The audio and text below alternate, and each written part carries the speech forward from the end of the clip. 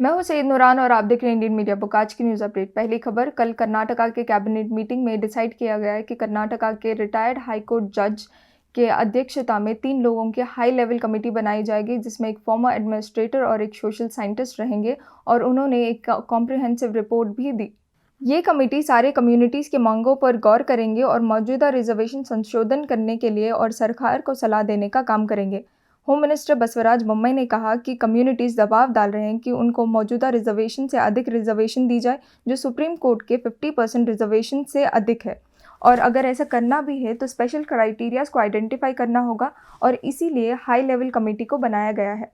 कर्नाटका के मौजूदा रिजर्वेशन के अनुसार शेड्यूल कास्ट को 15% की रिजर्वेशन दी गई थी, लेकिन मांगे ये है कि उनको 15% से बढ़कर 17% की जाए। और शेड्यूल ट्राइब को 3% की रिजर्वेशन थी, लेकिन अब लोगों की मांगे हैं कि वो 3% से 7.5% की जाए। और वीरशैव कम्युनिटी के लोग A2 कैटेगरी के 15% रिजर्वेशन कोटा के अंदर आना चाहते हैं। अगली खबर, कैबिनेट मीटिंग के बाद होम मिनिस्टर बसवराज बोम्मई ने मीडिया से कहा कि बैंगलोर शहर के कचरे को लेकर वो एक इंडिविजुअल कंपनी बनाएंगे जो सिर्फ बैंगलोर के कचरे पर ध्यान देगा। Bangalore solid waste management limited focus करेगा सिर्फ कचरे के कलेक्शन, प्रोसेस, ट्रांसपोर्ट और सॉलिड वेस्ट से एनर्जी प्रोड्यूस करने पर। ये कंपनी एक इंडिपेंडेंट बॉडी रहेगी, लेकिन इसके 51% शेयर सिविक बॉडी BBMP के होंगे और 49% शेयर राज्य सरकार के होंगे।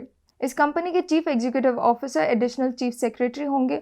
ये कंपनी एक इंडिविजुअल बॉडी रहेगी, लेकिन इसके 51% शेयर सिविक बॉडी BBMP के होंगे और 49% शेयर राज्य सरकार के होंगे। अगली खबर, बैंगलोर के इंडियन इंस्टीट्यूट ऑफ टेक्नोलॉजी के एक ही दिन में 2 छात्रों के कैंपस में मौत हो गई। पहले student centre for nano science and technology पर PhD पर काम कर रहे थे रणधीर कुमार, उन्होंने कथित तौर पर आत्महत्या कर ली, जबकि राहुल प्रताप, जो मास्टर्स इन मेडिकल इंजीनियरिंग के स्टूडेंट हैं, वो फुटबॉल खेलते वक्त अचानक ही ग्राउंड पर गिरकर मृत्यु हो गई।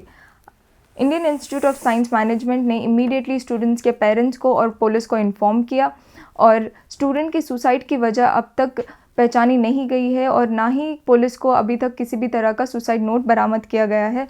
और दूसरे स्टूडेंट को इंडियन इंस्टीट्यूट ऑफ साइंस के हेल्थ सेंटर में फर्स्ट एड दी गई, लेकिन वहाँ कुछ ना होने पर MS रामैया हॉस्पिटल को शिफ्ट किया गया और वहाँ के डॉक्टर्स ने उनको मरा हुआ डिक्लेयर कर दिया।